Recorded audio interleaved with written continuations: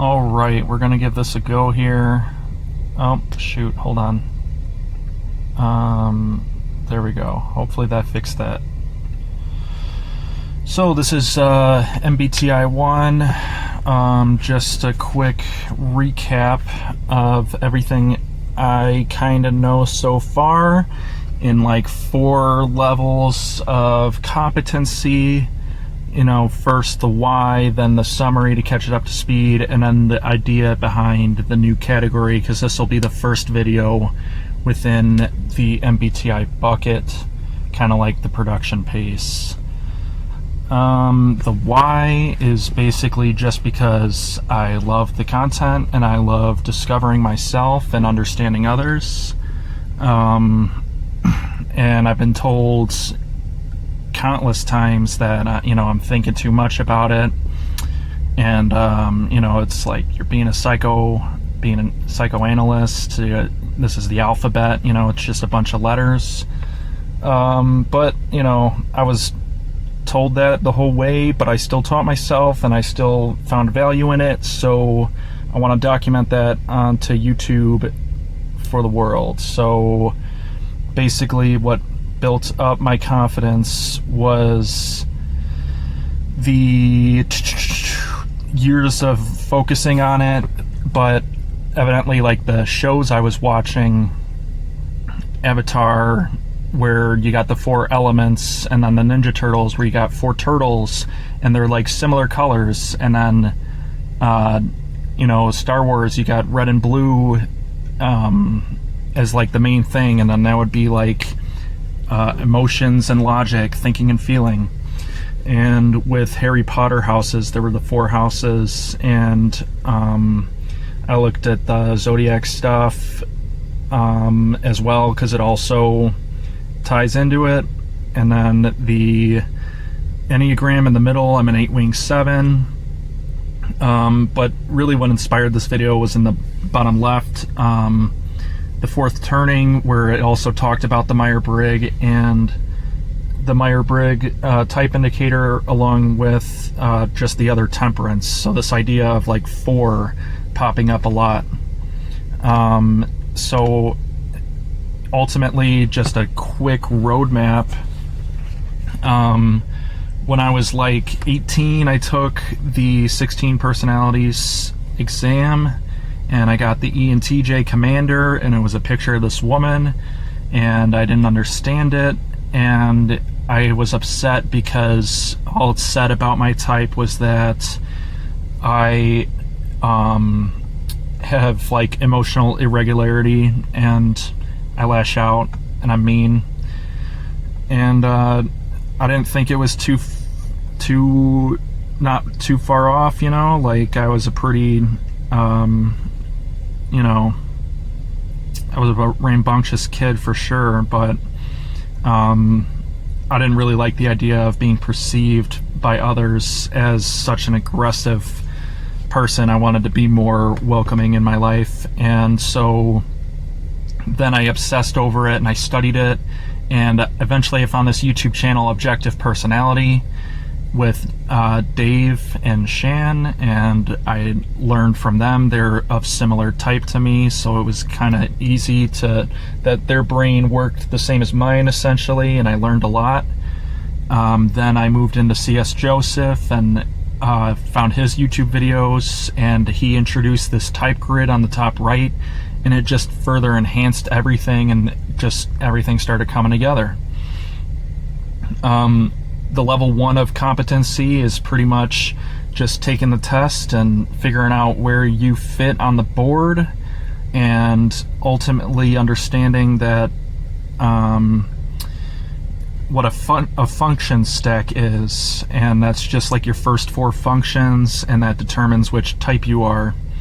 And then the other idea that there's only 4 true functions: thinking, feeling, sensing, and intuition, defined by TI, NI, SI, and FI. So those are like the on switches with computers. You got on and off. You got on for those values, and then there's extroverted charges to go with those introverted ones, and those would be like powering off. That would be like the Matrix. It's it's an idea more than a concrete thing. Like intuition and like is concrete wisdom, sensing is your concrete experience, thinking is your concrete logic, and then your concrete emotions.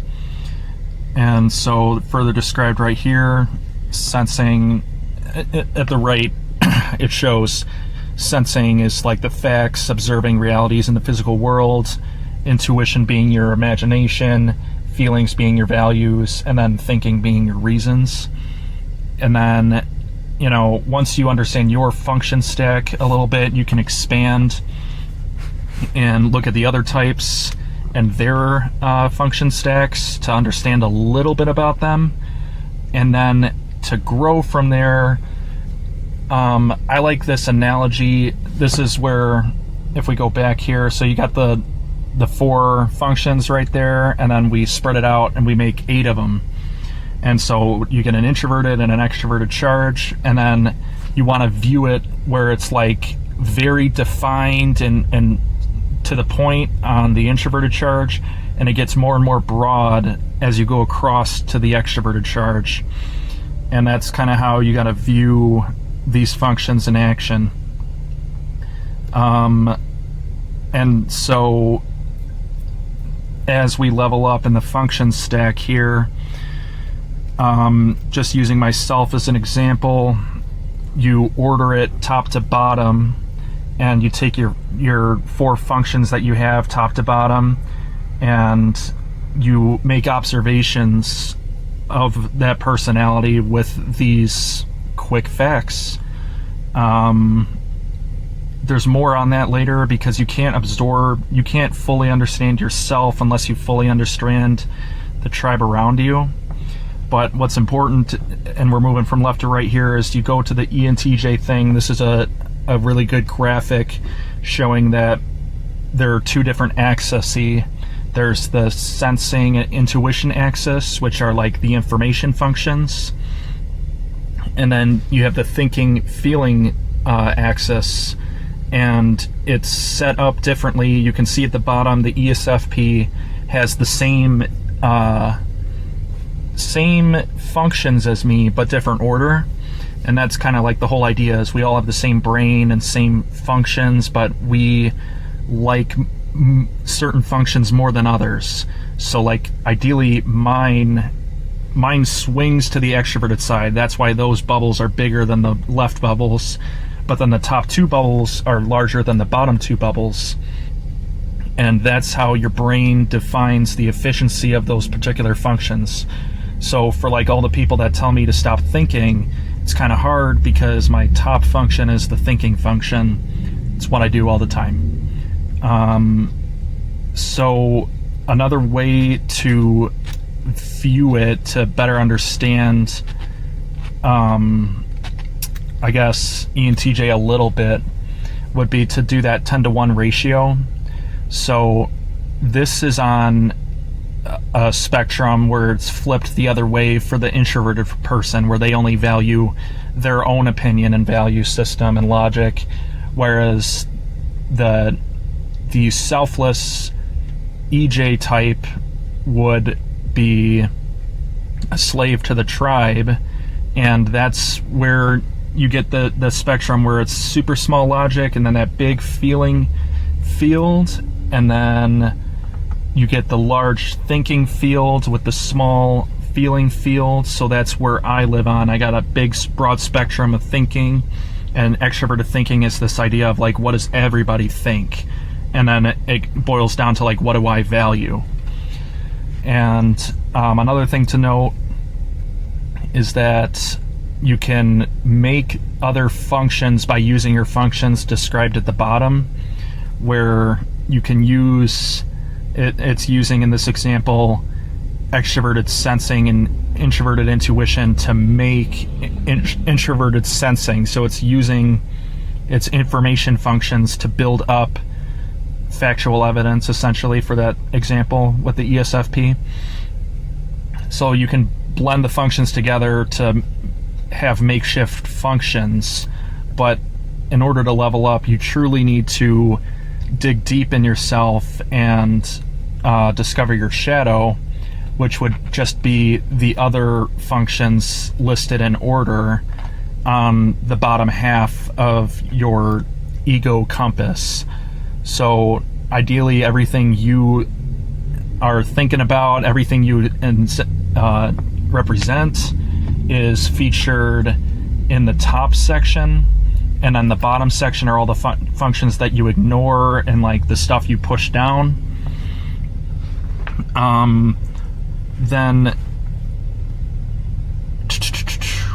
Then you got to realize that in the big picture that everybody is the same way, where like you're going to have 4 sides of the mind for everybody. So like, again, you got to learn the tribe all at once as well as yourself to get the full picture. But essentially you have 4 sides of the mind, which consist of 4 other personalities, and the arrows, and then this would be like 3rd level competency to understand quadras of the mind. On the way left pictured, it states 4 sides of the mind: ego, subconscious, unconscious, and superego, which is referenced from the type grid to the right of that. And then I took martial, ardent, druid, and cavalier and put them from the type grid to this little quadra we built here. And this is, for example, my mind technically like sprawled out. This is like the binary 1s and 0s that make my personality. And then ideally you would write down your 8, and then on the flip side, your shadow side, all it is just the inverse, like your shadow entirely. So like these are then referred to as gateway functions to access these extra personalities in your mind, and you subconsciously already use them. It's just that you want to mature and learn how to access them and use them effectively. And so the first one, so if we go from the top left of the graph and we're at TE, the extroverted thinking, introverted intuition, extroverted sensing, and introverted feeling, then introverted feeling gets a line and goes to the top. That's the swing where, you got all of this people pleaser energy, and then it flips on its head and it goes into the standards mode where all of a sudden they're the king. And the druid, that's where I find my pleasure. This is your aspirational function. So like this is where you find happiness. So I find happiness when I do projects like these that I value a lot. And it's a performance thing. It's a performance thing as well, which is different than the SI function versus the SE. The extroverted sensing is like this video. I haven't really scripted this video out. It's just off the tongue, like just a performance for me. And like, I don't know, I'm good at it. That's just how I'm wired. And so after you find happiness, because you finally give in to doing the things you want to do, then you got to fight your nemesis function, which for me is that INTP below me, which is dominated by the introverted thinking function, which builds an arrow down to the superego area. But essentially, in my mind, I'm governed by that INTP, and the introverted thinking function is like your logic, your knowledge base, the truth it represents. And so like for a long time, I was afraid of not knowing the answer, not having the truth necessary to make my way through life. And that would cause me a lot of anxiety. And it wasn't until I conquered the nemesis and learned my truths and learned how to tackle them that I ultimately got a hold on anxiety, and it doesn't affect me anymore. And so the nemesis then turns into the ally, again, like your gateway function. So now we got 3 of the 4. Now we got the evil superego, which are all the functions that you don't enjoy doing. And he's Mr. Oh, well, I do it all. And so he's dominated by your last function, number 8 of 8, which in my case would be the extroverted feeling function. And then this is where the typical ENTJ will explode in an extroverted feeling sense, where he makes everybody feel awful because they feel awful. And so that would be like a tier 3 to 4 on understanding how all that works. And your demon function, when you get a hold of it, which would kind of be like me stepping on this stage for the YouTube channel. It's your demon function, but it could become your angel function. So like this would be like me sharing all of my knowledge would just be the angelic function at work, like just helping others, selflessness. And then I guess tier 4, big picture, kind of tying it all together. There, you kind of have to layer these 3 ideas together in with everything else we've been going over. And essentially you can use the type grid to help here on the right, but across the top you have your world of views. And so you got the guardians, the artisans, the intellectuals, and the idealists. And in the middle here you have 16 personalities, and they have their the same 4 classifications, which is fine. They're fine. Like, it's idealists within the type grid, but then on 16 personalities they're the diplomats. But I feel like both semantics work for that personality. Like, the intellectuals can be easily described as analysts. I just said how I was made fun of for being an analyst earlier. Artisans and explorers, they're really about the sensing function and pleasure. And then the guardians are really rigid with their routine and everything. And so then the other one right below it, I kind of did like the colors were green for sensing, blue for thinking, yellow for intuition, and red for feeling. And I also want to mention, in white, I have these blank XX blank and blank XX, blank X, blank X, and then now the one I'm covering now is the blank XX blank. And the idea is like the middle 2 functions matter for like 2 separate reasons. So like the one reason is the top with the explorer and everything, but at the bottom, the middle 2 functions are on that compass. NT pointing up would be like the nerdy personality people, or the intellectuals, which matches up with the other one. But then the south on the compass is like the cool function. So every type that has SF is like the cool person.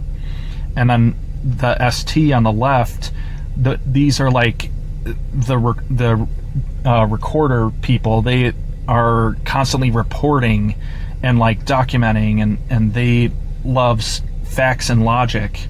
It's literally in the sensing and thinking that they love it. And then NF, the idealist and diplomat, this would be the hippie. And so whenever you get like the idealist or the hippie, like they just enjoy people more often than not and humanity. And then on the far left, this is another big picture idea to understand. Is you got in white, you got the X blank blank X, and so the idea is that we're only paying attention to the first and last function, and you only get 4 options, which turns into 4 different types of people that you really have to learn. So it's not as complicated as you would think. IJs fear chaos, so they build a box, and eventually life comes around and knocks their worldview apart, because life is ever growing and changing, and chaos is inevitable. Whereas the EP, which would go on the other side of it, they fear control, and they try to create chaos in their life to create variety, because they don't like routine or the lack of chaos. Then on the other flip side, you have fear of tribe hate with the EJ and fear of self-hate with the IP. IP is that super introverted person that, you know, is all about them, but they don't want people to hate them, or they don't want to hate themselves, because, you know, they're the ones that see the crazies that, worry about chaos, are the ones that worry about control, versus the EJ who, gives himself selflessly to the tribe and gets nothing in return, and they're killing themselves for it. So the IP just chooses ultimately selfishness and to like curl up as a hermit almost. So that's just another way to look at them. So when you combine all those together, that's how you get all of this to make sense. And I want to attach this to Marvel movies and other characters and celebrities, and expand my knowledge while helping out the world. So that is my 20-minute update. Thank you and goodbye.